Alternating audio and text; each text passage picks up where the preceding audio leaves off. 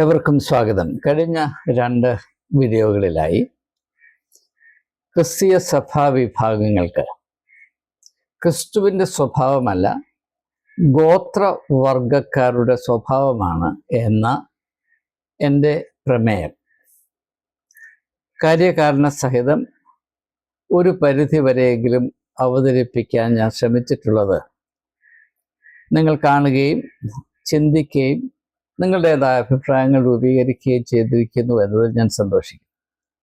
ഇത് 3ാമത്തേതും അവസാനത്തേതുമായ വീഡിയോയാണ് ആ ഒരു വിഷയത്തെ സംബന്ധിച്ച്. കഴിഞ്ഞ 2 വീഡിയോയിലെ ഉള്ളടക്കങ്ങൾ ഞാൻ ഇവിടെ ആവർത്തിക്കുന്നില്ല, സമയം കൈവിട്ടു പോകരുത് എന്ന നിർബന്ധമുള്ളത് കൊണ്ട് മാത്രം. എന്നാൽ അതിലുള്ള ആശയങ്ങൾ നിങ്ങൾ മനസ്സിൽ വെച്ചുകൊണ്ട് ഈ വീഡിയോയെ സമീപിച്ചാൽ കൂടുതൽ അർത്ഥവത്തായിത്തീരും എന്ന് മാത്രം സൂചിപ്പിച്ചുകൊണ്ട് കഴിഞ്ഞ 2 വീഡിയോകളിലും അവലംബിച്ച അതേ സമീപനം ഇതിലും ഞാൻ തുടരുകയാണ്. ഞാൻ നോട്ട്സ് എഴുതിയിട്ടുണ്ട്. അതിനെ മാത്രം കേന്ദ്രീകരിച്ച് അനുധാവനം ചെയ്ത് ഒരു പഠനം എന്ന രീതിയിൽ ചില ചിന്തകൾ കൂടെ നിങ്ങളുമായി പങ്കിടുവാൻ ഞാനിപ്പോൾ ശ്രമിക്കുകയാണ്. അതുകൊണ്ട് എൻ്റെ നോട്ട്സിലേക്ക് ഏവരെയും ക്ഷണിച്ചുകൊള്ളും. ഇവിടെ ഞാൻ ആദ്യമായി രേഖപ്പെടുത്തിയിരിക്കുന്നത് Jesus sought to correct all the 7 features dealt with in the former 2 videos. കഴിഞ്ഞ 2 വീഡിയോകളിൽ ഞാൻ പരാമർശിച്ചിട്ടുള്ള 7 സ്വഭാവങ്ങൾ, അതായത് ഗോത്രവർഗ സ്വഭാവങ്ങൾ, tribal features of our churches, അത് യേശുവിൻ്റെ ചിന്തയിൽ കൂടെയും പ്രതികരണത്തിൽ കൂടെയുമാണ് എനിക്ക് കൂടുതൽ വ്യക്തമായി മനസ്സിലാക്കാൻ ഇടയായത്. കാരണം യേശു തൻ്റെ പരസ്യ ശുശ്രൂഷയുടെ മധ്യേ ഈ 7 സ്വഭാവങ്ങളോടും അല്ലെങ്കിൽ വൈകല്യങ്ങളോടും അല്ലെങ്കിൽ ഗോത്ര സംബന്ധമായ രീതികളോടും വളരെ ശ്രദ്ധാപൂർവം കൃത്യമായി പ്രതികരിക്കുകയും അവയെ തിരുത്തത്തക്കവണ്ണമുള്ള നിർദ്ദേശങ്ങൾ ആർക്കും മനസ്സിലാകുന്ന വിധത്തിൽ നൽകിയിട്ടുണ്ട് എങ്കിലും അവയെ വേണ്ടതുപോലെ ശ്രദ്ധിക്കുവാനോ പ്രയോജനപ്പെടുത്തുവാനോ കഴിഞ്ഞ 2000 വർഷങ്ങളായി വ്യക്തികളായോ സഭകളായോ ക്രിസ്തീയ സമൂഹം ശ്രമിച്ചിട്ടില്ല എന്നത് വളരെ ദുഃഖകരമായ ഒരു ചരിത്ര യാഥാർത്ഥ്യമാണ്. ഇനിയും എനിക്ക് പറയാനുള്ളത്, നമ്മളെ നോട്ട്സ് അതുപോലെ ഫോളോ ചെയ്യുകയാണ്. Religion keeps us in a pre-modern barbaric state. ഏത് മതമാണെങ്കിലും ഈ മതങ്ങൾ മുഴുവനും ഉദ്ഭവിച്ചത് ആധുനിക യുഗത്തിലല്ല. അത് ഞാൻ പറഞ്ഞതുപോലെ ചരിത്രം അതിൻ്റെ ബാല്യകാലത്ത് ആയിരുന്നപ്പോഴാണ്. ചരിത്രത്തെ അല്ലെങ്കിൽ മനുഷ്യൻ്റെ സാംസ്കാരികമായ വളർച്ചയെ 3 സ്റ്റേജസ് അല്ലെങ്കിൽ ഘട്ടത്തിലായിട്ടാണ് ചരിത്രകാരന്മാർ വേർതിരിച്ചിട്ടുള്ളത്. 1 സാവേജറി, 2 ബാർബറിസം, 3 സിവിലൈസേഷൻ. അതിൽ ബാർബാരിക് സ്റ്റേറ്റ്, അതായത് ആദ്യത്തേതല്ല രണ്ടാമത്തേതിലാണ് യഥാർത്ഥത്തിൽ മതങ്ങൾ ഉത്ഭവിച്ചിട്ടുള്ളത്. അവിടെയാണ് ഈ ട്രൈബൽ ഓർഗനൈസേഷൻസ് ഉണ്ടാകുന്നത്. ആധുനിക സ്റ്റേറ്റ്, മോഡേൺ സ്റ്റേറ്റ് വന്നപ്പോൾ അതിന് വലിയ മാറ്റങ്ങൾ വന്നു. അതുകൊണ്ട് സഭയും സ്റ്റേറ്റും തമ്മിൽ എക്കാലത്തും ഒരു ടെൻഷൻ ഉണ്ടായിരുന്നു. അതിൻ്റെ ഉത്തമ ഉദാഹരണമാണ് T.S. എലിയറ്റിൻ്റെ മർഡർ ഇൻ ദ കത്തീഡ്രൽ എന്ന് പറഞ്ഞ നാടകം. അത് തോമസ് ബെക്കറ്റ് എന്ന് പറയുന്ന ആർച്ച് ബിഷപ്പ് ഓഫ് കാൻറ്റർബറിയും അന്നത്തെ രാജാവായിരുന്ന ഹെൻറിയും തമ്മിലുള്ള രാഷ്ട്രീയമായ യുദ്ധമാണ്. എൻ്റെ വിശദാംശങ്ങളിലേക്ക് ഞാൻ ഇപ്പോൾ കടക്കുന്നില്ല. അപ്പോൾ അതുകൊണ്ട് നമ്മുടെ സഭകൾ ഉൾക്കൊള്ളുന്ന കാഴ്ചപ്പാടും അതിൻ്റെ ഘടനാ രീതിയും അതിനെ നിയന്ത്രിക്കുന്ന പൊതുവായ മർമ്മങ്ങളൊക്കെ നോക്കുമ്പോൾ അത് ആധുനികമാണ് എന്ന ഭൗതികമായ തലത്തിൽ നമുക്ക് തോന്നുമെങ്കിലും അതിൽ പ്രവർത്തിക്കുന്ന മർമ്മം പുരാതനമാണ്, കിരാതനമാണ്. അത് സഭകൾ ഈ ഗോത്ര മനോഭാവത്തിൻ്റെ ഒരു എന്താണ് പറയുന്നത്, ഒരു ഇടമാണ്, ഒരു ഗുഹയാണ്.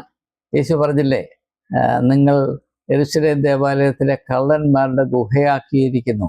അതുപോലെ തന്നെ പറയേണ്ട കാര്യമാണ്, നിങ്ങൾ സഭകളെ ഗോത്രമനോഭാവത്തിൻ്റെ ഗുഹയാക്കിയിരിക്കുന്നു എന്നുള്ളത്.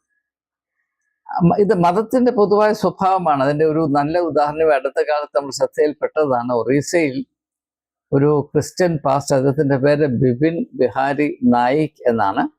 അദ്ദേഹത്തെ ഹിന്ദു വർഗീയവാദികൾ ബലമായി പിടിച്ച് കൈയൊക്കെ കെട്ടിയിട്ട് അദ്ദേഹത്തെ ബലമായി ചാണകം തീറ്റിക്കുന്ന ആ ഒരു ചടങ്ങ് നമ്മൾ കണ്ടതാണ്. പക്ഷെ അത് ഹിന്ദുക്കളുടെ മാത്രം പ്രശ്നമല്ല, ക്രിസ്ത്യാനികൾ അതിനപ്പുറവും ചെയ്തിട്ടുണ്ട്. സ്പാനിഷ് ഇൻക്വിസിഷൻ മാത്രം ഒന്ന് ശ്രദ്ധിച്ചാൽ അത് മനസ്സിലാകുന്നതാണ്. ഏത് ബാർബാരിറ്റി, ഏത് ബർബരീയതയും ദൈവത്തിൻ്റെ പേരിൽ കാണിക്കാൻ ആർക്കും, ജാതിമത വ്യത്യാസമന്നെ ആർക്കും ഒരു മടിയുമില്ല എന്ന് ദയവായി മനസ്സിലാക്കി. അടുത്തായിട്ട് എനിക്ക് പറയാനുള്ളത്, യോഹന്നാന്റെ സുവിശേഷം 4-ാം അധ്യായത്തിൽ രേഖപ്പെടുത്തിയിരിക്കുന്ന ചിന്തനീയമായ അതീവ ആശയങ്ങൾ അടങ്ങിയിരിക്കുന്ന സംഭവം, യേശുവും ശമര്യക്കാരി സ്ത്രീയുമായുള്ള ആ ഒരു സംവാദം, അത് മതപരമായ ഈ ഗോത്ര സ്വഭാവത്തിൻ്റെ ഒരു നല്ല ഉദാഹരണവും വിശ്ലേഷണവുമാണ്. ഞാൻ ആ ഭാഗം വായിക്കുമ്പോഴൊക്കെ കേരളത്തിലെ ഓർത്തഡോക്സുകാരും യാക്കോബക്കാരും തമ്മിലുള്ള പരസ്പരമായ കാഴ്ചപ്പാടിൻ്റെയും ഇടപാടുകളുടെയും മനോഭാവത്തിൻ്റെയും ഒക്കെ അവസ്ഥ പരിഗണിക്കാറുണ്ട്. യഹൂദന്മാർ ശമര്യക്കാരെ എങ്ങനെയാണ് കണ്ടത്, അതുപോലെയാണ് ഓർത്തഡോക്സുകാർ യാക്കോബക്കാരെ കാണുന്നത്. ഇത് മതം വരുത്തി വെക്കുന്ന ഒരു വൈകല്യമാണ്. അതുകൊണ്ട് ഞാൻ ഈ പറയുന്ന കാര്യങ്ങൾ അങ്ങ് വിദൂരത്തു നിന്നൊന്നും കൊണ്ടുവന്നതല്ല. നമ്മുടെ ഓരോരുത്തരുടെയും മുൻപിൽ നാം കാണുന്നത്, നമ്മുടെ ഓരോ അനുഭവത്തിൽ നിൽക്കുന്നതുമായ കാര്യങ്ങൾ ഒരു ചരിത്രപരമായ ദർശനത്തിൽ കൂടെ ഒന്ന് തിരിച്ചറിയാനുള്ള ഒരു അവസരമായിട്ടാണ് ഇത് വിഭാവന ചെയ്തിട്ടുള്ളത്. അപ്പോൾ യഹൂദന്മാരും ശമര്യക്കാരും തമ്മിൽ ഉണ്ടായിരുന്ന അയിത്തം എന്താണോ അതുപോലെ തന്നെയാണ് കേരളത്തിൽ ഓർത്തഡോക്സുകാരും യാക്കോബക്കാരും എന്ന് അവർ സഹോദരീ സഭകളാണ്. എന്നിട്ട് പോലും പരസ്പരമായ ഐത്തത്തിലാണ്, അൺടച്ചബിലിറ്റിയിലാണ് അവർ കർത്താവായ യേശുക്രിസ്തുവിൻ്റെ നാമത്തിൽ വളരെ ഭയഭക്തിയോടെ കഴിയുന്നത് എന്നത് ഓർക്കുമ്പോൾ, എന്ന് മാത്രവുമല്ല അങ്ങനെ ആയിരിക്കുന്നതിൽ എന്തെങ്കിലും പന്തികേടുണ്ടോ എന്ന് തിരിച്ചറിയുവാൻ എന്തുകൊണ്ടോ രണ്ട് സഭയിലെയും കുഞ്ഞാടുകൾക്ക് കഴിയുന്നില്ല എന്നതും ഞാൻ ഈ അവതരിപ്പിക്കുന്ന ആശയത്തെ വളരെ ശക്തമായി തെളിയിക്കുന്ന കാര്യങ്ങളാണ്.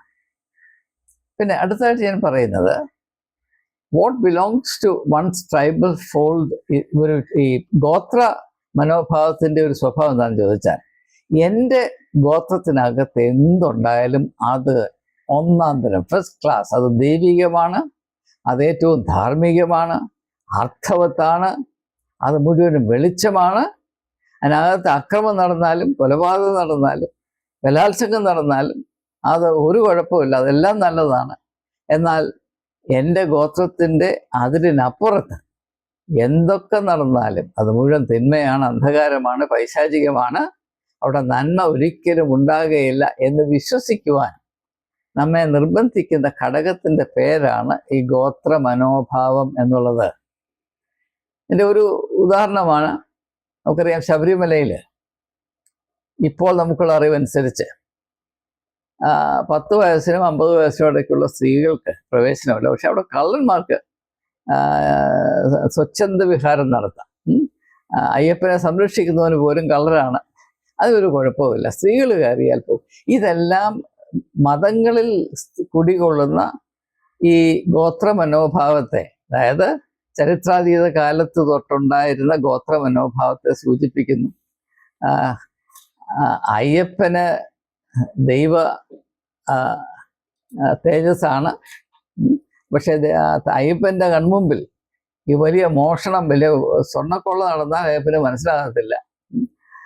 ഇതൊക്കെ അതുപോലെ വിശ്വസിക്കുന്ന ആളുകൾ, അങ്ങനെയാണെങ്കിൽ കേരള പോലീസ് അയ്യപ്പനേക്കാൾ എത്രയോ മിടുക്കരാണ് എന്നും സമ്മതിക്കേണ്ടി വരും. പക്ഷെ അങ്ങനെ അത് ചിന്തിക്കുകയില്ല. കാരണം ഇതെല്ലാം ഗോത്രവർഗത്തിൽപ്പെട്ട അല്ലെങ്കിൽ ഗോത്ര മനോഭാവത്തിൽ അടങ്ങി നിൽക്കുന്ന കാര്യമായതുകൊണ്ട് ഇതിനോട് യുക്തിസഹജമായിട്ട് ആരും പ്രതികരിക്കാൻ അവകാശമില്ല. അങ്ങനെ യുക്തിസഹജമായിട്ട് പ്രവർത്തിക്കുന്നവരെ കല്ലെറിഞ്ഞ് കൊല്ലണം എന്നൊരു നിർബന്ധം ഉണ്ടാകുന്നത് തന്നെ ഗോത്ര മനോഭാവത്തിൻ്റെ കിരാതമായ സ്വഭാവത്തെ തെളിയിക്കുന്നുവെന്ന് പറയുന്നതിലൊരു അല്പം പോലും അതിശയോക്തിയില്ല. പിന്നെ അടുത്തായിട്ട് ഞാനിവിടെ കുറിച്ചിരിക്കുന്നത് except as all else are aliens and strangers. അത് ഈ ഗോത്ര മനോഭാവത്തിൻ്റെ ഒരു വലിയ കെടുതിയാണ്. നമ്മളെ അല്ലാതെ, നമ്മളെപ്പോലെ ഉള്ളവരല്ലാതെ ബാക്കി എല്ലാവരും അന്യരും പരദേശികളുമാണ്, അവരുമായി യാതൊരു വിധത്തിലുള്ള സന്ധിയും ഇടപാടും പാടില്ല എന്ന് ആത്മാർത്ഥമായിട്ട് വിശ്വസിക്കുമ്പോൾ നമ്മുടെ അടിസ്ഥാന വിശ്വാസ പ്രമാണമായ എല്ലാ സൃഷ്ടിയുടെയും സൃഷ്ടികർത്താവ് ദൈവമാണ് എന്നും സൃഷ്ടികർത്താവിന് ഒന്നിനോടും വെറുപ്പോ അതൃപ്തിയോ ഉണ്ടാകുവാൻ സാധ്യമല്ല എന്നും സൃഷ്ടിച്ചതൊന്നും സൃഷ്ടികർത്താവിൻ്റെ സ്നേഹത്തിൻ്റെ പരിധിക്ക് വെളിയിലല്ല എന്നുമുള്ള യാഥാർത്ഥ്യത്തെ നാം കുഴിച്ചു മൂടുകയാണ് എന്നൊരിക്കലും നമുക്ക് തോന്നാറില്ല. കാരണം നമ്മിൽ ആദ്യം മുതൽ വളർത്തിക്കൊണ്ടുവരുന്ന മനോഭാവം ഈ ഗോത്ര മനോഭാവമാണ്, പ്രീ മോഡേൺ മെൻറ്റാലിറ്റിയാണ്, ബാർബാരിക് മെൻറ്റാലിറ്റിയാണ്. അത് നമ്മളുടെ ഭക്തി എന്നൊക്കെ പറയുന്നു. പക്ഷേ അത് കുറച്ചുകൂടെ സത്യസന്ധമായി പരിഗണിച്ചാൽ നമുക്ക് മനസ്സിലാകും ഇത് വെറും ബർബരീയതയാണ്, ബാർബാരിറ്റിയാണ്, റിലിജിയസ് ബാർബാരിറ്റിയാണ്. എന്നാൽ അതേസമയം തന്നെ ഇത് വളരെ കൗതുകമുള്ളൊരു കാര്യം എന്താണെന്ന് ചോദിച്ചാൽ, നമ്മുടെ സൗകര്യം വരുമ്പോൾ നമ്മളെപ്പോലെ അല്ലാത്ത ആളുകൾ ദൈവത്തിൻ്റെ ദൂതന്മാരാണെന്ന് നമ്മൾ പറഞ്ഞു കളയുന്നുണ്ട്. നല്ല ഉദാഹരണമാണ് യഹൂദന്മാരെ ബാബിലോണിലെ രാജാവായിരുന്ന നെബൂഖദ്നേസർ ആക്രമിച്ച് കീഴടക്കി അവരെ അടിമകളാക്കി വാഗ്ദത്ത നാടിൽ നിന്ന് ബാബിലോണിലേക്ക് കൊണ്ടുപോയപ്പോൾ അവിടെ അടിമകളായി കിടന്ന് നരകിച്ച ആളുകളെ വിടുവിച്ചത് സൈറസ് എന്ന് പറയുന്ന ഒരു പേർഷ്യൻ രാജാവാണ്. അപ്പൊ സൈറസ് അവരെ അടിമത്തത്തിൽ വിടുവിച്ചത് കൊണ്ട് അദ്ദേഹം ദൈവത്തിൻ്റെ ദൂതനാണ് എന്ന് പറയാൻ ഒരു മടിയുമില്ല. അല്ലാത്ത സമയത്ത് പറയും സൈറസ് എന്താ പറയുന്നത്, യഹൂദനല്ല, യഹോവയിൽ വിശ്വസിക്കാത്തവനാണ്, അതുകൊണ്ട് അവൻ നരകത്തിൽ പോകും, അല്ലെ അവൻ നികൃഷ്ടനാണ്, അവൻ ഇരുട്ടിൻ്റെ ആത്മാവാണെന്ന് പറഞ്ഞു കളയും. ഇതാണ്, ഈ ഇരട്ടത്താപ്പില്ലാത്ത ഒരു മതവുമില്ല.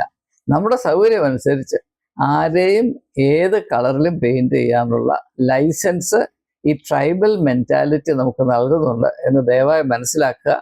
ഇങ്ങനെയുള്ള കാഴ്ചപ്പാടിൻ്റെയും ധാരണയുടെയും പ്രതികരണങ്ങളുടെയൊക്കെ എല്ലാ ഉറവിടം നമ്മുടെ ഗോത്ര പരമായ മനോഭാവവും കാഴ്ചപ്പാടുമാണ്.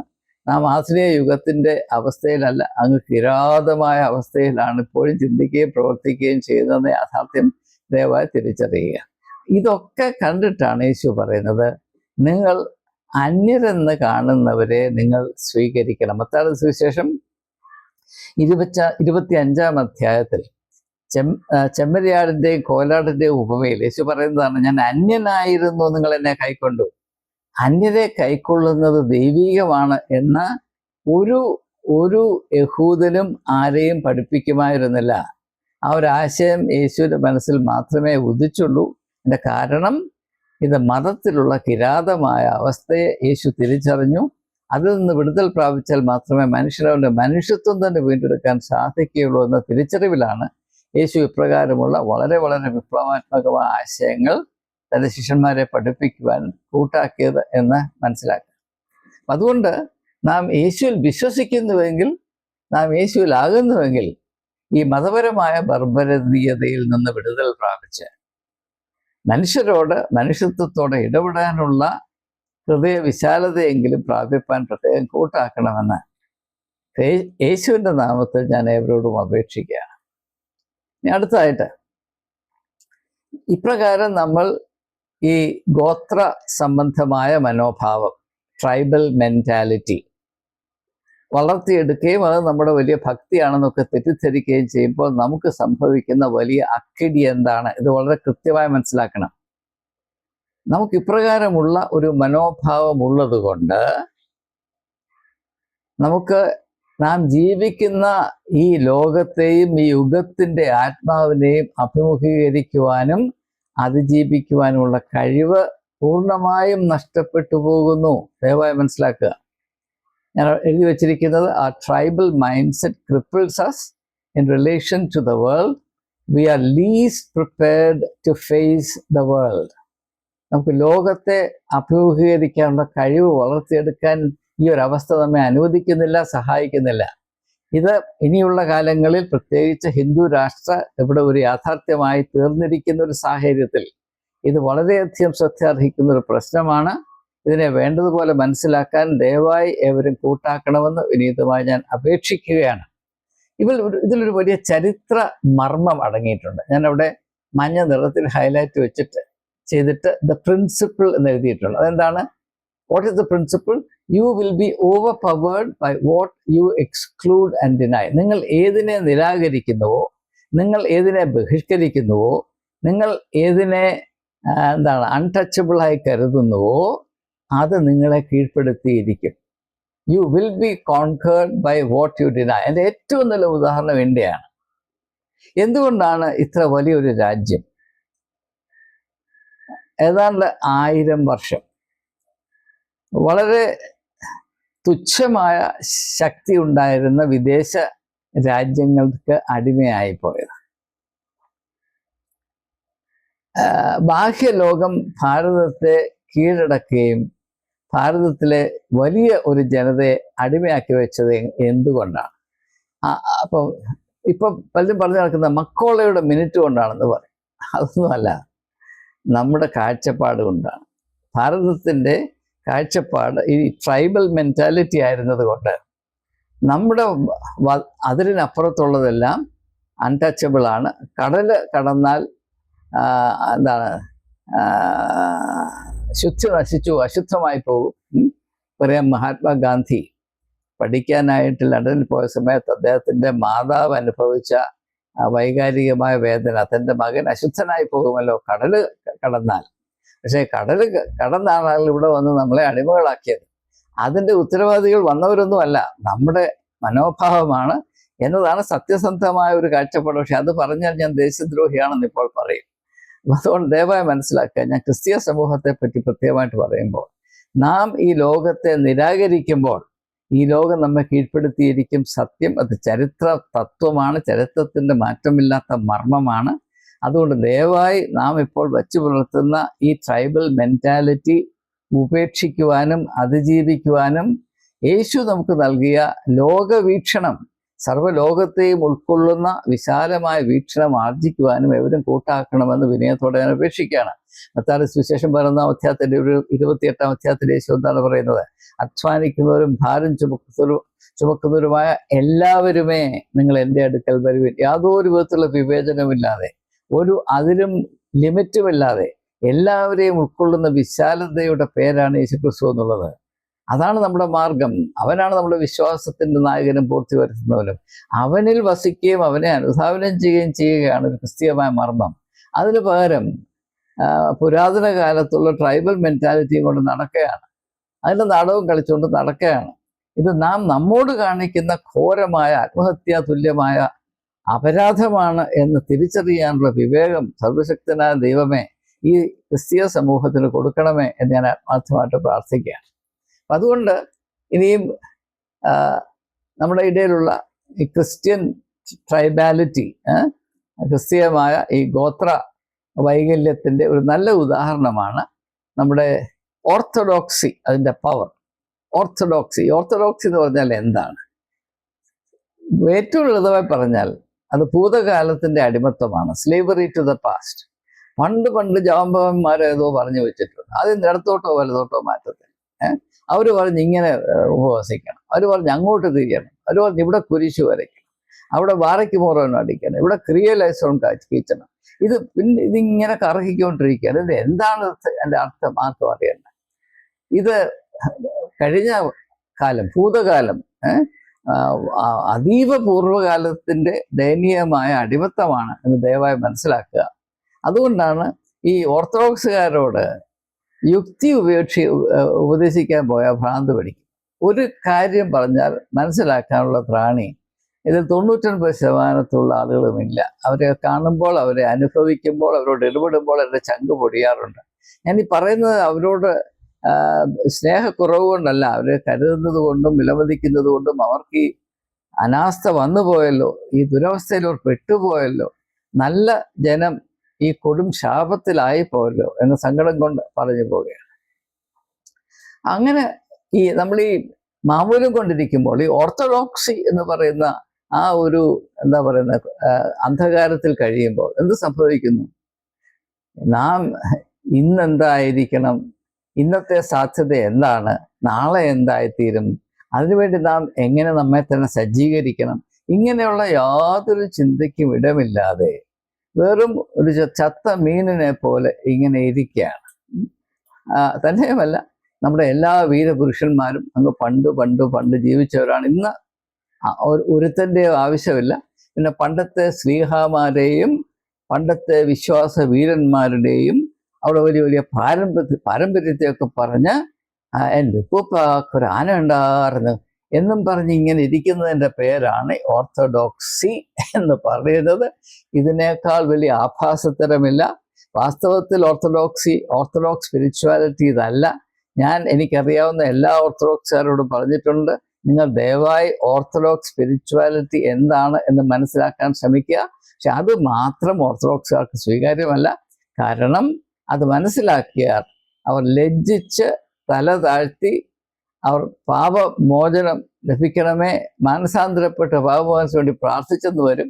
അങ്ങനെ അവർ പ്രാർത്ഥിച്ചാൽ സഭയ്ക്ക് തട്ടുകേട് വരും എന്നതുകൊണ്ട് യഥാർത്ഥത്തിൽ അനുതപിച്ച് യേശുവിൻ്റെ മാർഗത്തിലേക്ക് കടന്നു വരുവാൻ അല്പം പോലും സ്വാതന്ത്ര്യമില്ലാത്തൊരു കൂട്ടത്തിൻ്റെ പേരാണ് ഈ ഓർത്തഡോക്സി എന്ന് പറയുന്നത്. അവരെ പറ്റിയുള്ള സങ്കടം കൊണ്ട് ഞാനിങ്ങനെ പറഞ്ഞു പോവുകയാണ്. എന്നാൽ യേശുവിൻ്റെ ദർശനം ഇതുമായിട്ട് തികച്ചും വ്യത്യസ്തമാണ് എന്ന് ഒറ്റ ഒരു വാചകത്തിൽ നിങ്ങൾക്ക് മനസ്സിലാകും. മത്തായിയുടെ സുവിശേഷം 5-ാം അധ്യായത്തിൻ്റെ 17-ാം വാക്യത്തിൽ യേശു എന്താണ് പറയുന്നത്? ഞാൻ വന്നത് നിവർത്തിക്കാനായിട്ട് വന്നതാണ്.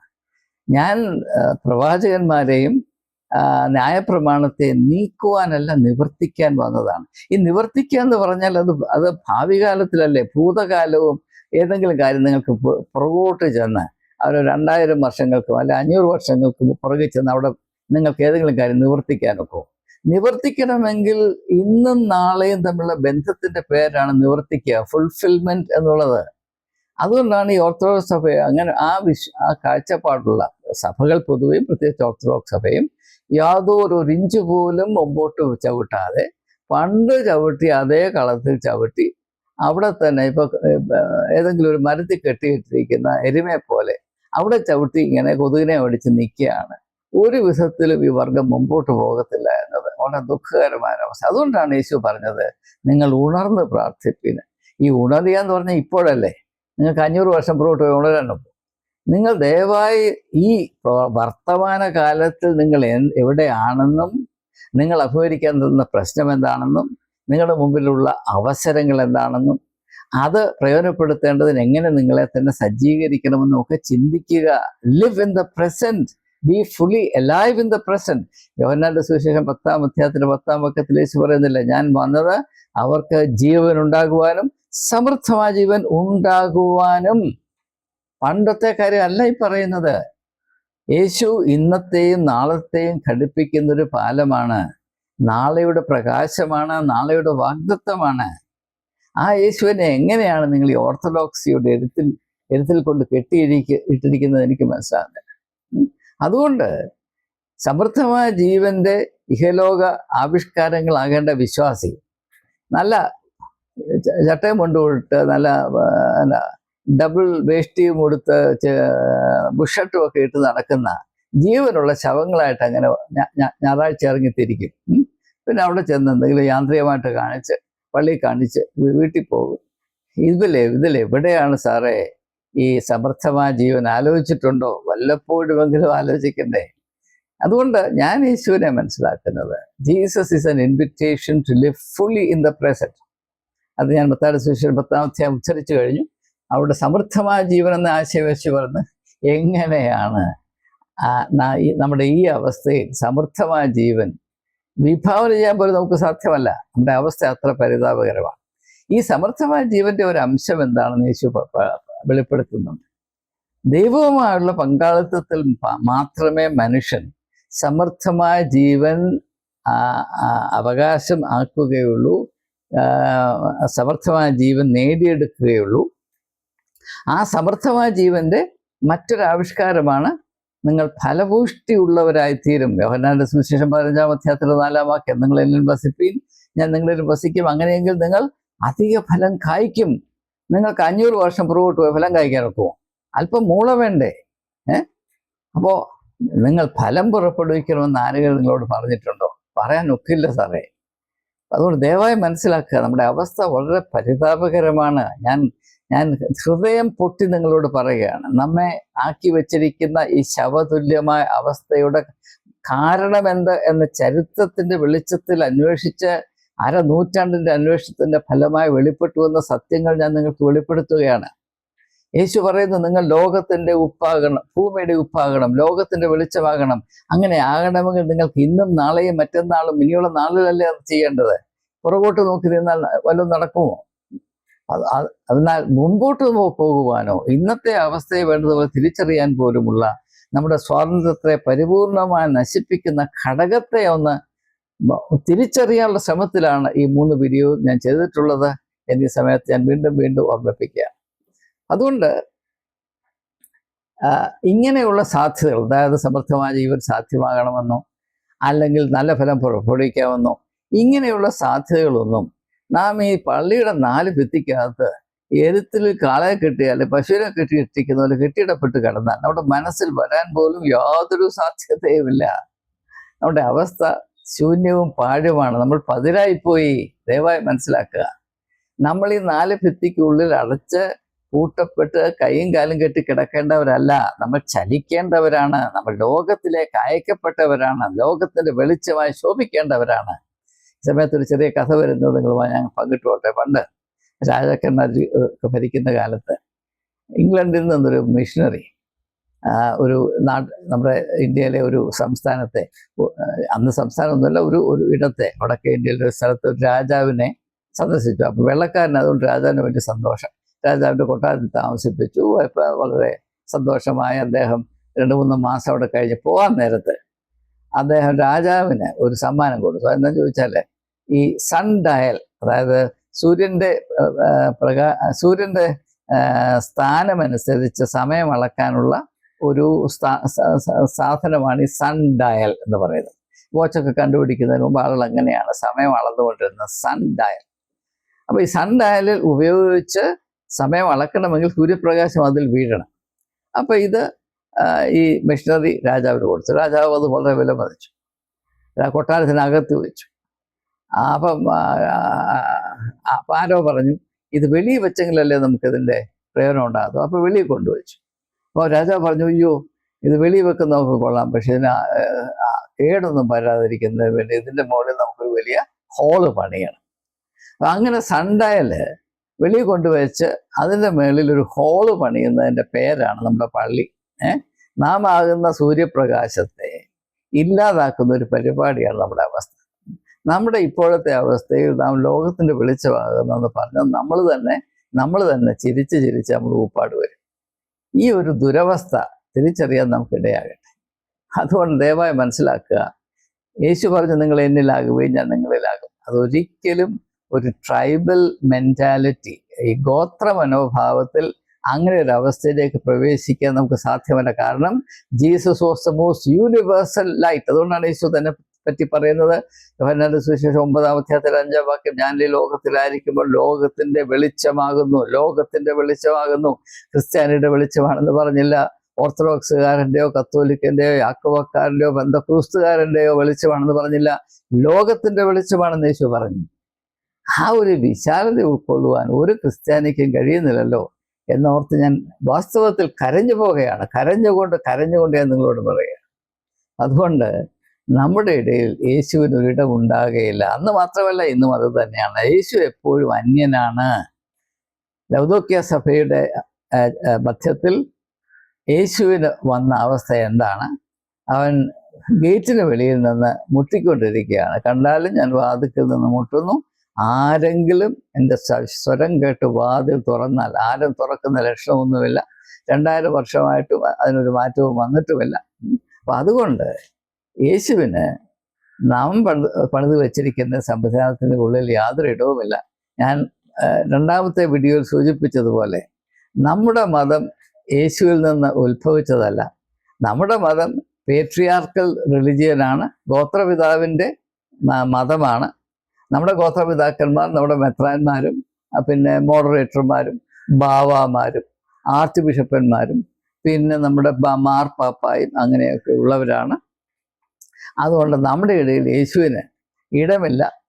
അന്നും ഇന്നും അത് തന്നെയാണ്. പക്ഷേ യേശുവിന് ഇടമില്ല എന്ന് പറയുമ്പോൾ എൻ്റെ മനസ്സിൽ വരുന്ന ഒരു ചിന്ത കൂടെ പറഞ്ഞ് ഞാനത് അവസാനിപ്പിക്കാൻ പോവുകയാണ്. ജർമ്മൻ ചിന്തകനായിരുന്ന ഹെയ്ഗൽ, ഫ്രീഡ്രിക് ഹെയ്ഗൽ, എനിക്ക് വളരെ വളരെ താല്പര്യമുള്ള എഴുത്തുകാരനാണ് ഹെയ്ഗൽ. അദ്ദേഹം പറഞ്ഞൊരു വാക്കുണ്ട്, അത് വളരെ ശ്രദ്ധിക്കണം. നിങ്ങൾ ഈ ഒറ്റ വാചകത്തെ കേന്ദ്രീകരിച്ച് ധ്യാനിക്കണം. അദ്ദേഹം പറഞ്ഞു, അദ്ദേഹം ഇങ്ങനെയാണ് പറഞ്ഞത്: ഒരു കുരുകിലിൻ്റെ കൂടിനകത്ത് സിംഹത്തിന് ഇടമില്ല എന്ന് പറയുമ്പോൾ സിംഹം എന്തിനാണ് നാണിക്കുന്നത് എന്ന് അദ്ദേഹം ചോദിക്കും. അത് കുരുകിലിൻ്റെ കൂടിൻ്റെ പരിമിതി അല്ലയോ? അപ്പോൾ യേശുവിനെ അകത്തോട്ട് കയറ്റി വിടത്തില്ല എന്ന് പറയുമ്പോൾ അത് യേശുവിനെ കൊച്ചാക്കുന്നതാണെന്നൊന്നും ആരും പറയണ്ട. നമ്മുടെ അവസ്ഥ എന്താണ്, എത്ര സങ്കുചിതമാണ് എന്ന് മാത്രം കരുതിയാൽ മതി. അതുകൊണ്ടാണ് യേശു പറഞ്ഞത്, എൻ്റെ പിതാവിൻ്റെ ആലയം സർവ്വജനത്തിനു വേണ്ടി പ്രാർത്ഥിക്കുന്ന പ്രാർത്ഥനാലയമായിരിക്കേണ്ടത്. നിങ്ങളതിനെ കള്ളന്മാരുടെ ഗുഹയാക്കിയില്ലേ? ആ കള്ളന്മാരുടെ ഗുഹയ്ക്കകത്ത് യേശുവിനെന്ത് സ്ഥാനം? എവർക്കും നമസ്കാരം.